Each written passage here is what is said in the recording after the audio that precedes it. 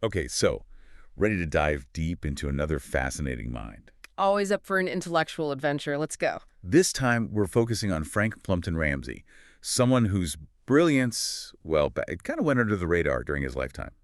He was born in 1903 and unfortunately died very young in 1930.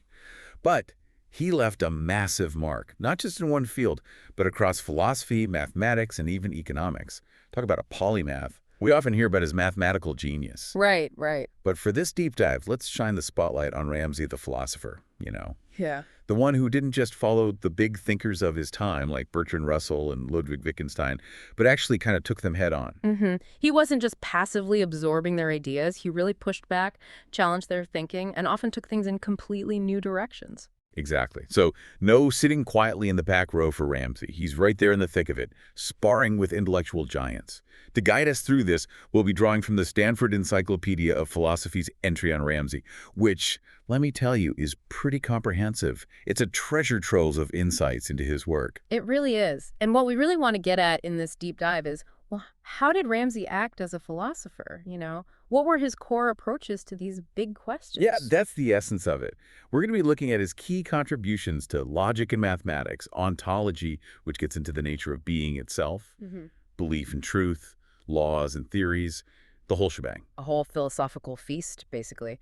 And we'll see how, even with those big names like Russell and Wittgenstein around, he really carved out his own space, really acted as a philosopher pushing boundaries. He did, and right from the beginning, too. Think about this. At the age of 19, he translates Wittgenstein's Tractatus Logico-Philosophicus into English. Now, anyone who's even glanced at the Tractatus knows that's a feat in itself, given how dense and cryptic it is. Yeah. But then Ramsey doesn't just stop there. He follows it up with a super-critical review, pointing out serious problems in Wittgenstein's core arguments. Like, even at that age, he's not holding back. Okay, now I gotta know, what kind of problems is a 19-year-old spotting in Wittgenstein that even Wittgenstein himself might have guessed? Well, one that gets talked about a lot is the color exclusion problem. Okay. Wittgenstein, you see, he argued that it's logically impossible for a single point in your visual field to be, say, both red and blue at the same time. And this was tied to his idea that elementary propositions have to be logically independent. Right, right. But Ramsey, he comes in and questions this whole notion. Yeah. And later on, Wittgenstein actually admits that, yeah, he can't really hold on to that position. This actually plays a part in how Wittgenstein's own thinking evolves later on. Wow. So right off the bat, we see Ramsey going toe-to-toe with one of the giants. It's like he's announcing, hey, I'm here, and I'm not afraid to challenge the big ideas. Exactly. And this boldness continues with his work on mathematics. Hmm. He actually starts this huge project to, get this, revise Whitehead and Russell's Principia Mathematica. Oh, wow, that's ambitious. Principia Mathematica is like the granddaddy of logical systems. What did Ramsey think needed fixing in such a monumental work? He saw some real issues, especially in how it handled those tricky logical paradoxes, like, the set all sets that don't contain themselves, the kind of stuff that can really make your head spin. Yeah. And then there's this concept of the extensionality of mathematics, the idea that mathematical things are defined by, well, the sets of things they correspond to. He wasn't entirely on board with how Principia Mathematica dealt with all of that. I see. So he's digging into the very foundations of math, the rules of the game, essentially. Precisely. And here's where he makes a super important distinction. He separates those paradoxes into two camps. Logical ones, like the one about sets we just talked about, and then semantical ones. These are more about language and meaning, like the classic liar paradox. This statement is false. Or there's Grelling's paradox, which asks if the word heterological, a word that means doesn't apply to itself, well, if that word is itself heterological. It's a real mind bender. Okay, yeah, those are definitely the kind of things that can tie your brain in knots. So Ramsey saw a fundamental difference between these two types of paradoxes. He did. And he argued that this super complex system Whitehead and Russell built, their ramified theory of types, a whole hierarchy of functions and propositions meant to dodge these paradoxes, well, it was overly complicated. It was like trying to kill a fly with a sledgehammer. Ramified does sound, well, kind of messy. It really does. And it had this thing called the axiom of reducibility, which honestly felt a bit forced, like a patch to make the system work, but not very elegant. So what was Ramsey's alternative? How did he simplify things? He proposes this simple theory of types, which some even call Ramsey-fied. Okay. It focuses on categorizing those propositional functions, but based on the types of their arguments, which is a lot more straightforward. Mm-hmm. He argues that this streamlined approach can handle those logical paradoxes without all the extra baggage, the layers and layers of complexity. He's like, look, we can achieve the same goals with a much cleaner system. It's almost like he's acting as a philosopher architect, trying to design a logically sound and elegant structure. Yeah, seeking that perfect balance of power and simplicity. It's a recurring theme with him, isn't it? It really is. And this drive for clarity also shows up in his take on the definition of identity, another concept that Principia Mathematica grappled with. Wittgenstein, remember, he had his own issues with that. Defining identity in terms of indiscernibility, the idea that two things are identical if, well, every possible description applies to both or neither. Right, right.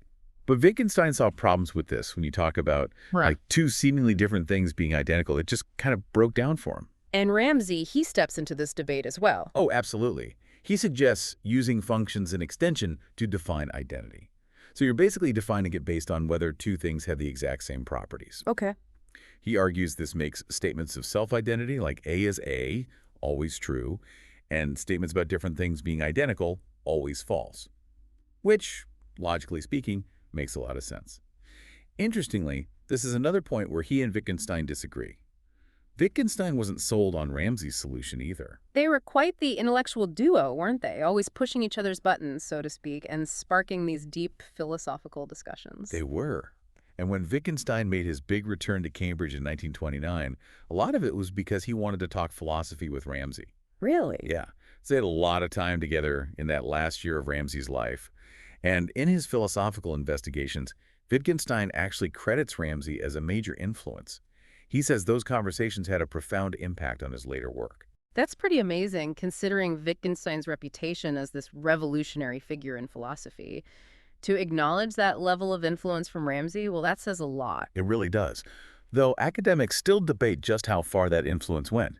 Some say Ramsey's impact on those later, more mature ideas of Wittgenstein was actually pretty limited, while others point to some real connections. It's probably safe to say their relationship was this constant back and forth, this dynamic exchange where both of them were wrestling with huge questions, sometimes finding common ground, sometimes going in totally different directions. And let's not forget, Ramsey was developing his own philosophical system, often quite independently of Wittgenstein. His ideas were already evolving before they even started those intense discussions in 29. Right, right. And this independent streak comes through loud and clear in how his views on the foundations of mathematics evolved. He started out kind of aligned with Wittgenstein, but then things took a turn. Yeah, initially he went along with Wittgenstein's view of quantifiers, those words like all and some, seeing them as these infinite logical products or sums. But then he realized, hang on, this approach to math is way too restrictive. He saw the power and flexibility that quantifiers give us, and he needed a system that could accommodate that. He starts exploring other options like Skolom's idea of completely getting rid of quantifiers, which is pretty radical. And then there's Weyl's intuitionistic approach, which is all about a more constructive, hands-on approach to mathematical truth. So which path did he ultimately end up taking? It's Weyl's intuitionism that really clicks for him. In his later work, he's leaning more and more in that direction, towards this idea that math is about building up truths, step by step, through clear and verifiable procedures. Weil saw universal statements, those that apply to all of something, as more like instructions for making judgments rather than claims about pre-existing facts. And existence, for Weil, was all about the possibility of constructing a mathematical object, not just asserting that it's out there somewhere. Ramsey, in his later stuff, also shows these finitist tendencies, becoming more and more skeptical about the idea of infinity in math. So finitist, meaning a focus on the finite, the stuff we can actually grasp and construct, as opposed to like an infinite number of numbers stretching out forever. Exactly. And this focus on the finite, on what's concretely demonstrable, it actually ties in nicely with his ideas about scientific theories. He starts thinking of theories as having these two levels. A primary system, made up of observational statements, stuff we can directly observe, and then a secondary system of theoretical hypotheses, all those unobservable entities and forces we use to explain what we see. Okay, I'm following. So the primary system is the ground level, the empirical stuff. Yeah. And the secondary system is like the scaffolding we build to make sense of it all. You got it. But here's the kicker. He comes to view those hypotheses not as propositions that are simply true or false in themselves, but kind of like Wibble, as rules for judging. They're tools for guiding our thinking within that primary system of observations. So they're not about some ultimate truth, but more about making sense of what we observe. Right. They're about figuring out what follows from what, making predictions, guiding our understanding. Okay, that's a really fascinating look into Ramsey's journey through logic and mathematics. It is. He's not just accepting things at face value, he's questioning everything, digging into the very foundations. He is, and that critical spirit, that drive to really get to the bottom of things, it carries over into another huge area of philosophy, ontology. And when it comes to ontology, well, let's just say Ramsey wasn't afraid to shake things up. He rejected some pretty fundamental distinctions and entities, advocating for a radically minimalist view of what really exists. Yeah, he went pretty hardcore with his ontology. Most famously, he argued against this traditional distinction between particulars and universals, the idea that there are individual things and then there are these general properties or relations they have. Okay, I vaguely remember that from Philosophy 101. It always seemed kind of basic, like, yeah, of course, there are things, and they have properties. What was Ramsey's problem with that? He saw it as a linguistic trap, basically. He thought we were getting fooled by the way we talk about the world into thinking this distinction is out there in the world itself. Okay, that's interesting. Yeah, and it gets even more radical. He also argues against the existence of complex entities altogether. Things like complex universals properties that themselves have parts facts, as if they're separate things from the objects and their properties, and even propositions as these independent things that can be true or false. He's like, let's strip things down to the bare essentials. Wow, that's a pretty serious ontological decluttering project he's undertaking. What were his reasons for wanting to get rid of all that stuff? Well, a lot of his arguments are laid out in two really important papers, Universals and Facts and Propositions. He was deeply concerned about how language can mislead us. We can start thinking that features of our language are actually features of the world itself, and that's where philosophical problems start to creep in. So he's like a philosophical detective trying to figure out which parts of our thinking are genuine and we're just linguistic smoke and mirrors. Exactly. And he points to that particular universal distinction as a prime example. Okay, how so? Well, in that paper, Universals, he looks at pairs of sentences like Socrates is wise and wisdom is a characteristic of Socrates. Okay, yeah, one's about Socrates, the other's about wisdom. Grammatically, they're different, but they both seem to be saying the same thing, right? That's exactly his point. He argues they express the same fact about the world. Right. The difference is just which part we're focusing on, which word is the subject, which is the predicate. That's a matter of emphasis, of our interests, not some fundamental division in reality.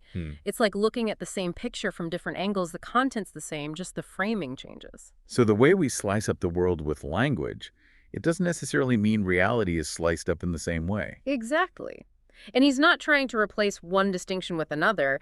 He's pushing for a kind of neutral stance, like saying, we can't just assume these categories are baked into reality itself. He felt Russell was on the right track with this idea that language can distort our thinking. But he didn't go far enough in questioning even this basic subject-predicate distinction. So he's really scrutinizing those building blocks of our understanding. What about those complex universals? I remember those being kind of tricky, like the property of being taller than John, that kind of thing. Yeah, he goes after those too. And he uses a classic philosophical move, a reductio ad absurdum argument. He says, okay, imagine we have this complex predicate like XRB, meaning X is in relation R to B. Now, if this really stood for a complex universal, then a simple statement like R bro, meaning A has relation R to B, well, it would actually express a ton of different propositions, all these different ways of analyzing the sentence. Because you could break down that complex predicate into all sorts of different parts and relationships. Exactly.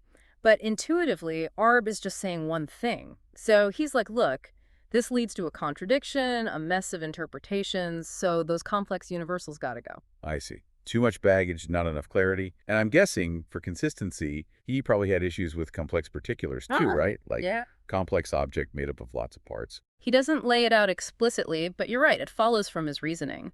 If complex universals are problematic because of all those possible interpretations, well, complex particulars would run into the same issue. Got it. Now, he also tackled facts, which seem pretty essential to, well, just about any philosophical system. The idea that there are facts out there that make our statements true or false.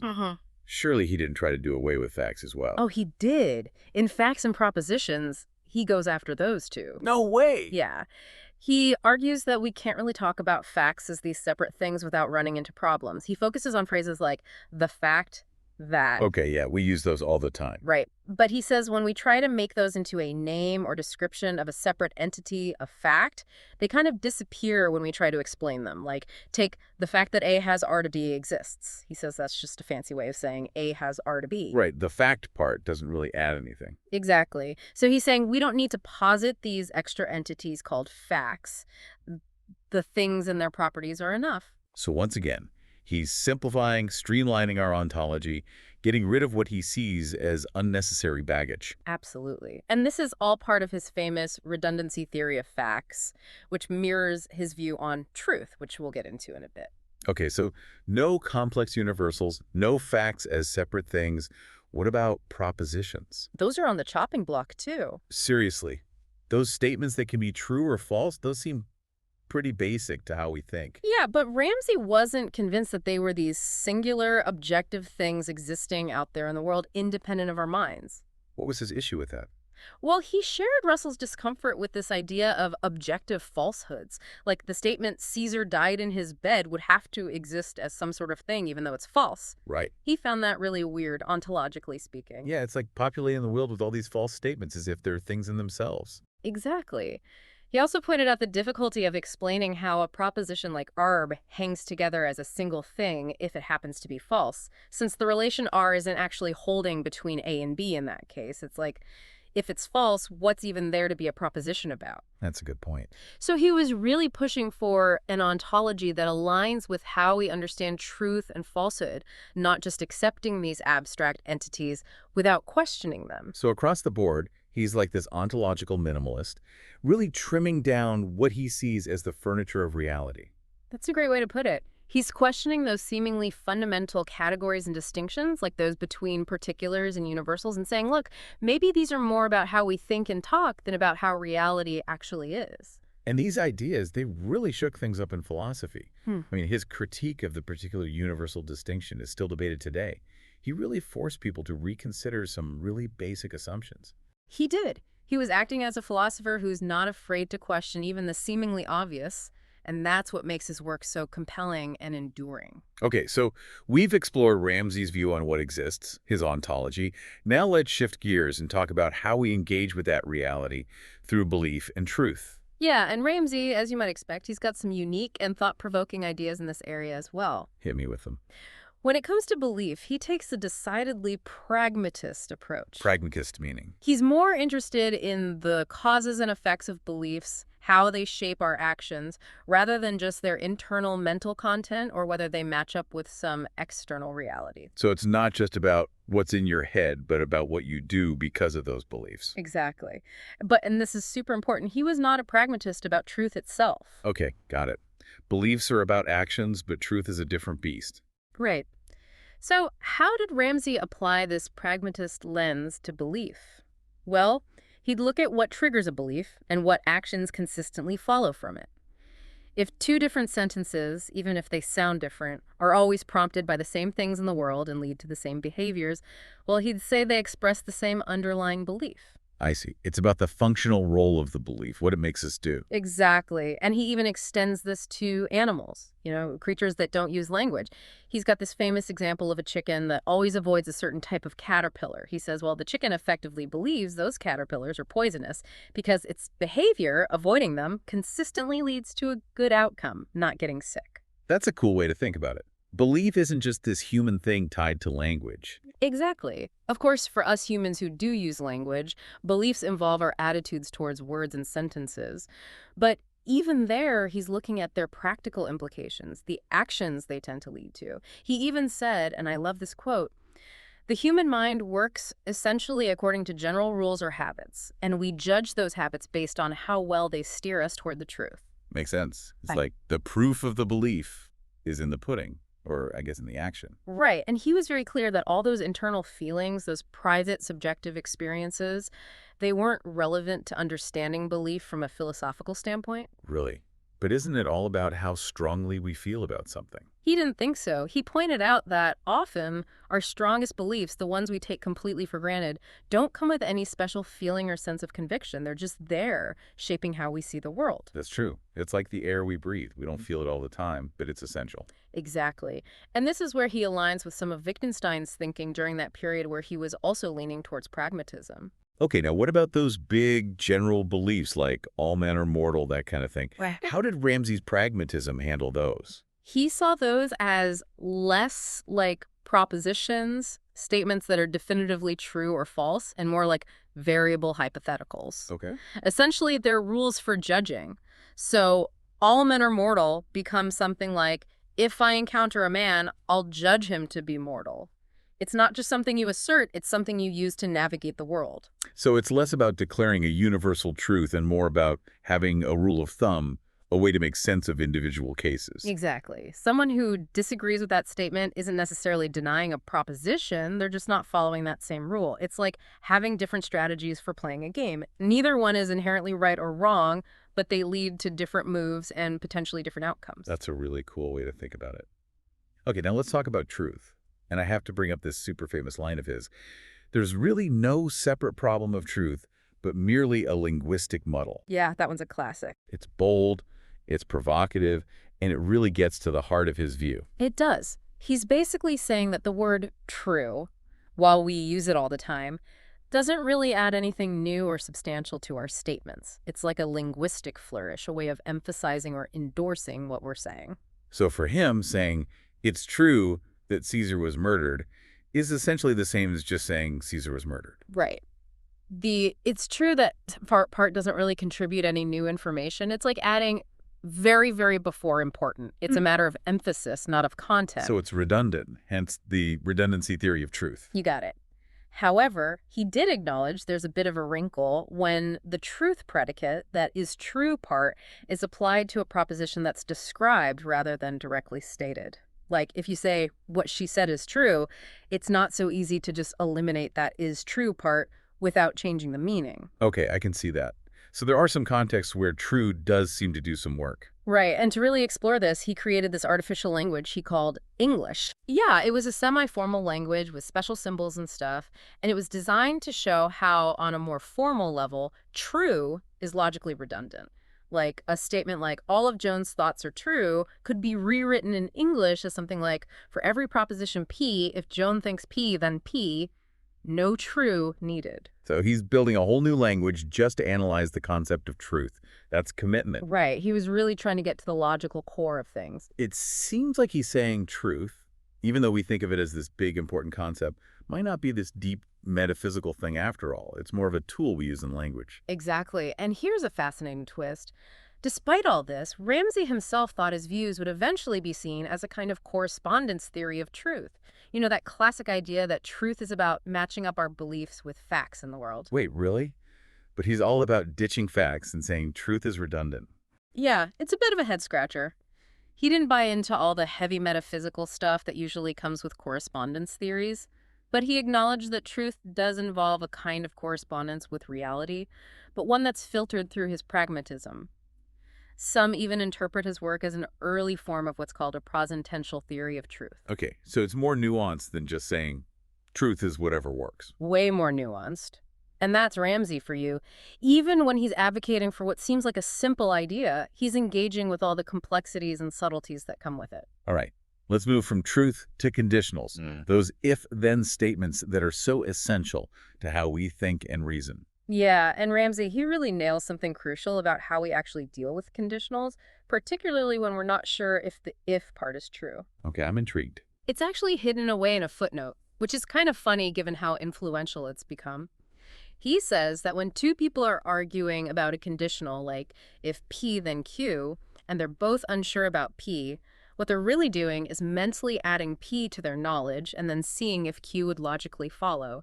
They're playing out a hypothetical scenario in their minds. That makes so much sense. It's like we're running a simulation saying, okay, if this were true, what else would have to be true? Exactly.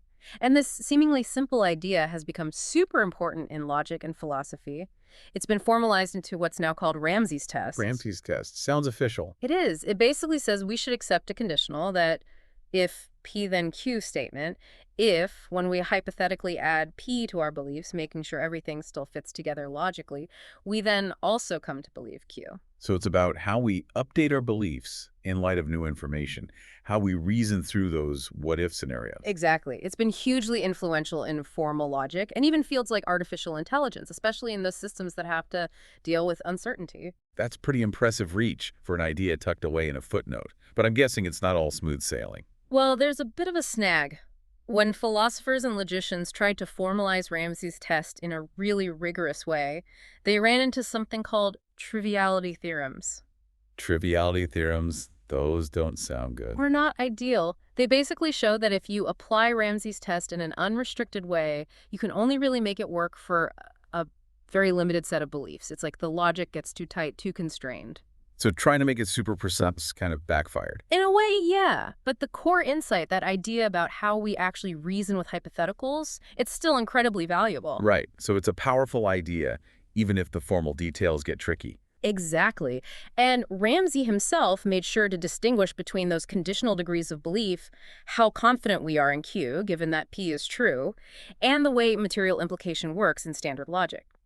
Plus, his view that laws of nature, which are kind of like grand conditionals, are really variable hypotheticals, rules for judging rather than just propositions, that also sets his approach to conditionals apart. Okay, so he's going beyond just the formal logic stuff, looking at how these conditionals play out in our actual thinking and reasoning about the world. Exactly. All right, let's stick with belief for a bit, but now zoom in on this really fascinating area. Partial belief and subjective probability. This is where Ramsey is considered a true pioneer, right? He really is. His essay, Truth and Probability, written pretty early in his career, is now seen as the foundation for what's called the subjectivist or personalist interpretation of probability. Okay, break that down for me. What's so groundbreaking about this subjectivist view? It basically flips the script on how we think about probability. Instead of seeing probabilities as objective features of the world, out there independent of us, it says they're actually representations of our own degrees of belief, our confidence in something happening or being true. It's about how sure we are, not about some inherent likelihood in the world itself. So probability becomes more personal, more about our individual judgments. Exactly. And this was a radical shift from the dominant views at the time. He contrasted his view with frequentism, where probability is all about how often something happens in the long run, and with Keynes' logical interpretation, which saw probability as this objective relationship between propositions. Ramsey really went after Keynes' view, arguing that we don't have this direct intuitive grasp of these supposed objective probability relations that Keynes was talking about. Yeah, it's hard to imagine intuiting some objective probability link between, like, this apple is red and the sky is blue. They're just two separate things. Right. And Ramsey's big insight was that the degree of belief, how strongly we believe something, is deeply tied to how willing we are to act on that belief. Okay, that makes intuitive sense. Yeah. The more confident I am that something's going to happen, the more likely I am to bet on it, so to speak. Exactly. And he even saw this connection playing out in animal behavior, bringing back our chicken friend. Ah, right, the caterpillar avoiding chicken. So even animals are acting based on some kind of implicit probability calculations. That's what he's suggesting. Their actions reveal something about their degrees of belief, even if they're not consciously thinking about probabilities. And then Ramsey, being the rigorous thinker that he was, he sets out to create a way to actually measure these partial beliefs, which means also figuring out how to quantify those desires or utilities, how much we value.